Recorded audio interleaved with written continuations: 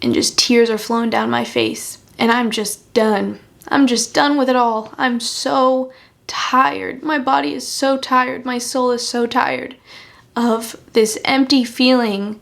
And I'm so happy sometimes. Things are great, but at the end of the day, I just feel emptiness. And in that moment, I knew there was a baby growing inside of me, and I would never want another human being to feel the pain I was feeling then.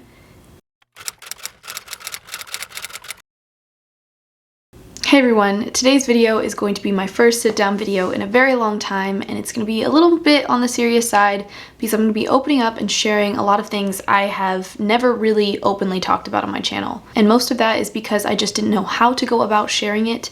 But today, this video is sponsored by BetterHelp, which is a service that offers online counseling for people like you to log on your phone or on your computer and get help from a professional therapist right from your home, which is something that I wish I had at many points in my life. I have always been open about mental health on my channel and have made it a point to post videos when I'm not doing okay, or if I'm having a hard day or a hard week with you guys, because a lot of people on social media like to make their lives look perfect, which I totally understand because there is definitely a pressure by people to produce content. Inevitably, it becomes a cycle where we expect beautiful edited content from people, and people feel the pressure to put out beautiful, perfect content for you. So you guys know I love creating art in my pain and sharing my stories and lessons with you, but I definitely never tried to hide the pain that is in real life. So with that being said, here it goes. A lot of mental health begins with your family life and how you grew up, and I'm constantly looking back on my childhood and how I grew up, things that I learned and beliefs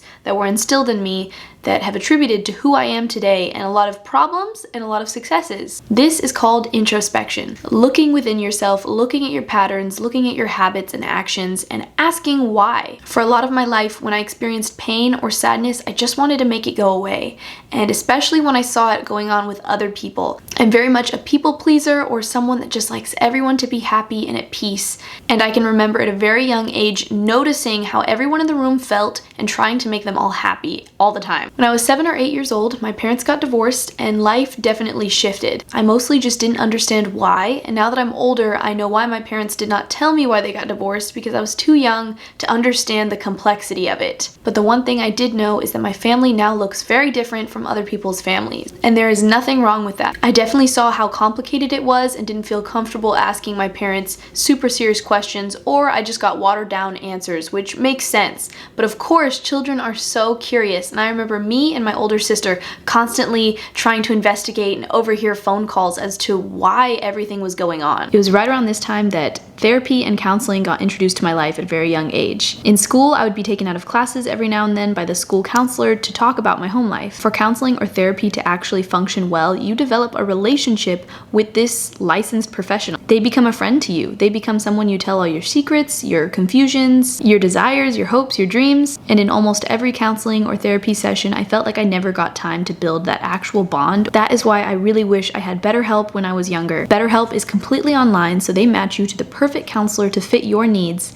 that you can either call or video or even text message if that's what you're more comfortable with. I was doing this for free with people I met on social media that were not giving me good advice. Imagine actually spending time on a relationship that's going to benefit you. I absolutely love it now as well because it can fit into my busy schedule, and I can be texting in between busy mom life with someone who's going to educate me and help me every single time. You can check the link in the description to check them out. They have a very in-depth quiz that you take to get to know you and your needs and what you're looking for in a counselor, which I think is what makes them really unique, because maybe the person that you need doesn't live near you. Thank you BetterHelp for sponsoring this video. Let's get back to the story. Definitely growing up in two different homes was very difficult because my parents are complete opposites. The way my mom parents and the way my dad parents are very different, and they're very different people. That in itself is not a problem at all, but the one thing was it took them a very long time to learn how to work together for our sake.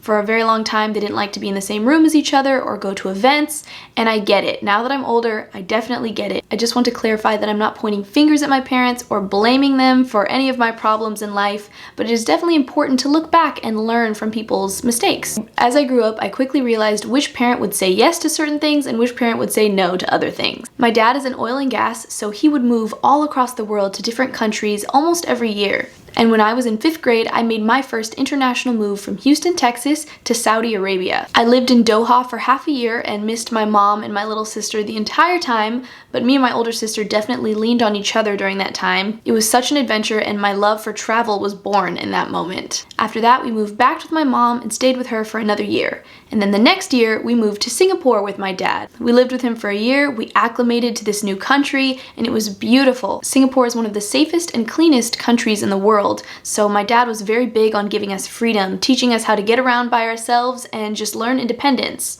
I remember coming back to the United States and trying to take the public bus, which in Houston, Texas can be a little bit dangerous, and just comparing in my head how different things were between the two countries. As weird as it may sound, the traveling made my childhood great. The one thing was just how different my parents' parenting styles were, and they just weren't willing to compromise on certain things that would remain consistent. As I became a teenager, I very much noticed that. So when I turned around 14 or 15, I moved to Indonesia with my dad, this time by myself. My older sister didn't feel like traveling anymore, it just wasn't for her, but I loved it. It was definitely during these teenage years that all the questions that I had suppressed and things I didn't understand that were all bottled up came out, and I was just trying to rebel, I was just trying to poke at things.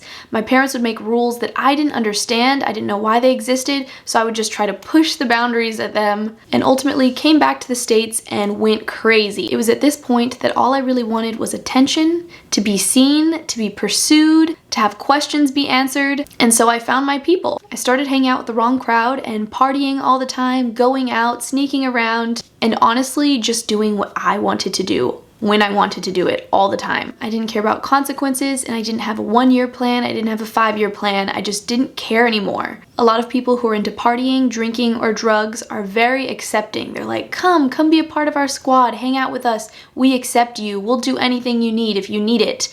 And very quickly I realized that wasn't the case, but regardless, I felt this version of love that I was looking for. I remember as soon as I turned around 14 or 15, I started getting into serious relationships at a young age, thinking, wow, this is what love is. I feel accepted, I feel seen, I feel affirmed, someone is telling me, complimenting me, making life make sense for me. And honestly, I would just attach a lot of security to this relationship. So I got into a few of those. By the time I was 16, I was in a relationship with an 18-year-old, and we dated for around 2 years, and then I fell pregnant. There was a lot that happened during that time, but to summarize it, I was just looking for love, security, and acceptance that I did not feel in my own home life. I remember when I saw that positive pregnancy test, just breaking down in tears. I will never forget this night, because it was the night that changed the trajectory of my entire life and my daughter's entire life. But I was there, pregnant. I was sitting in a chair holding a Bible just because it felt familiar to me, because I had grown up Catholic Christian and I knew nothing about who God really was. I saw how certain Christians acted and would do completely the opposite of what they say, and how certain Christians would treat people, and I just at that point had no belief. I felt very pessimistic and rejected that entire belief system, but for some reason holding this Bible gave me comfort. And I just sat with it, and just tears are flowing down my face, and I'm just done. I'm just done with it all. I'm so tired. My body is so tired. My soul is so tired of this empty feeling, and I'm so happy sometimes. Things are great, but at the end of the day, I just feel emptiness. And in that moment, I knew there was a baby growing inside of me, and I would never want another human being to feel the pain I was feeling then. And I was just done with it. And I just remember praying for the first time in years and going, God, if you are real, I need you to show me. I need you to show me right now, please. And I'm just crying, giving up all hope. And my tears just stop. And goosebumps come over my whole body. And my eyes are closed. And I feel someone standing in front of me. And it's not like a stranger and I'm scared. But I felt so calm and peaceful. And I opened my eyes and no one's there, but I still felt this physical presence with me. And that was me feeling the Holy Spirit for the first time in my life. And I didn't know anything about who God was, but I did know that He loves me, and He loves this baby, and He has a plan. And it was that night that I surrendered everything. I was done living my life at that point. I had seen what living my life the way I wanted to do got me to. So that night I gave him my entire life. I said, you need to do this. This is in your hands because I can't do it anymore. This is too heavy. This whole life thing is just too much for me. And that was the best decision I ever made in my entire life.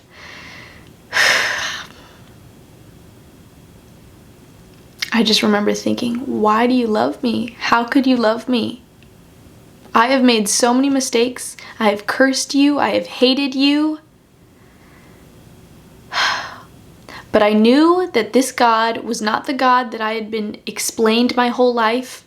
And as I cracked open that Bible, I remember I just started reading and the words started to make sense for the first time ever. And I don't think I've ever read that book with that lens. Because you can read that book without surrendering and you're not going to get a single piece of wisdom out of it. But if you actually surrender and read that book, those words come to life. The rest of my pregnancy, I had 0 friends. I told nobody I was pregnant until the month I was about to deliver her. It was very lonely, but I needed that time to honestly be so reliant on God. I had no one except for him. Slowly but surely, my family started coming around. Different people started opening up their hearts by the grace of God. And I delivered a healthy, beautiful baby girl.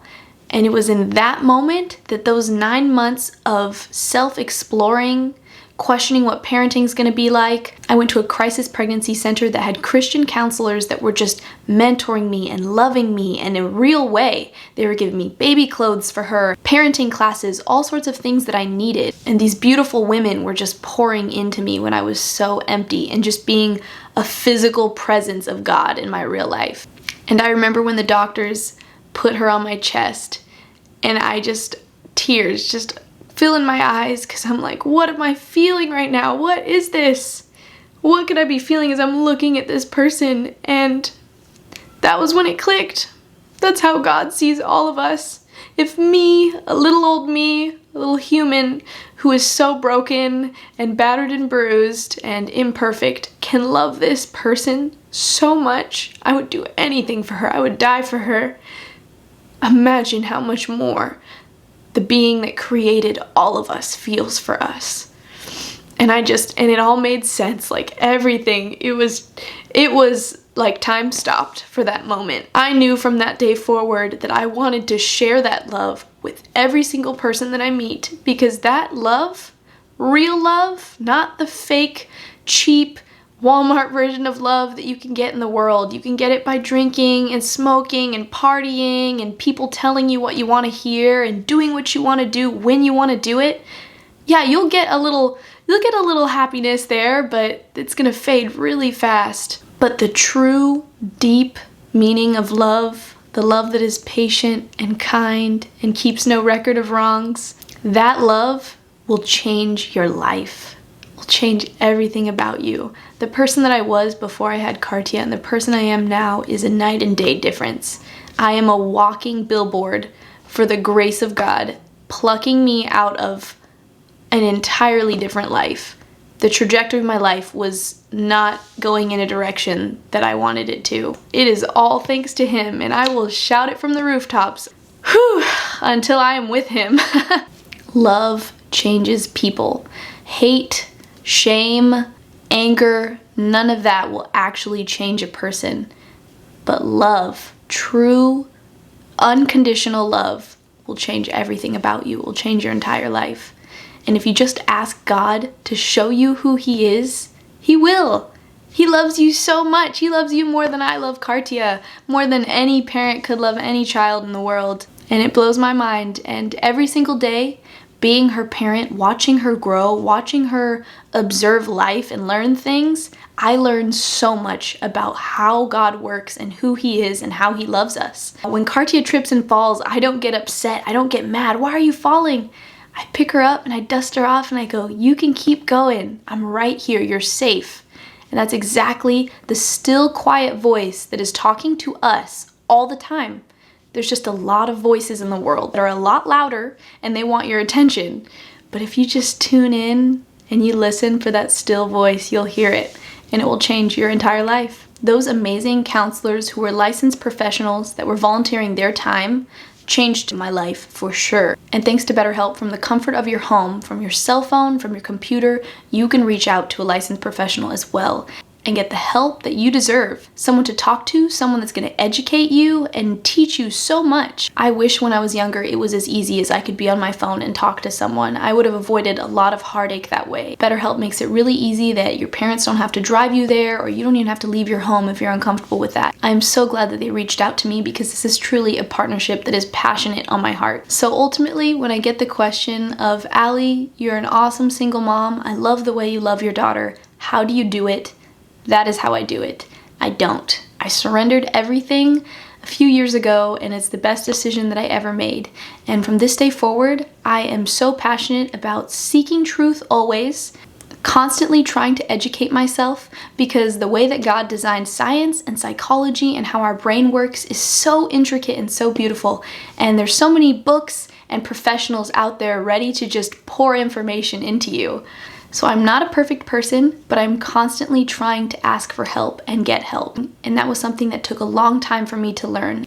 Asking for help feels very painful to me. It feels very vulnerable, like I am at someone's mercy, whether they are going to help me or not, so I don't like to do it. But BetterHelp is here to give you the help you need. Sometimes being vulnerable is the strongest thing that you can do. Taking care of my mental health was the best thing I did, not only for me, but for every single person around me, especially Kartia, because the way I'm treating myself and taking care of myself directly affects her, and it gives her the blueprints for how to take care of herself. So by just reaching out, I created a ripple wave that has affected generations and my entire family and friends. I would love to hear your mental health stories below in the comments, since they're turned back on, which is really exciting. And definitely share this video with someone if you think it can help them. Share the link to BetterHelp if you think someone could really use a licensed professional to talk to. I love you guys so much, and I will see you in my next video.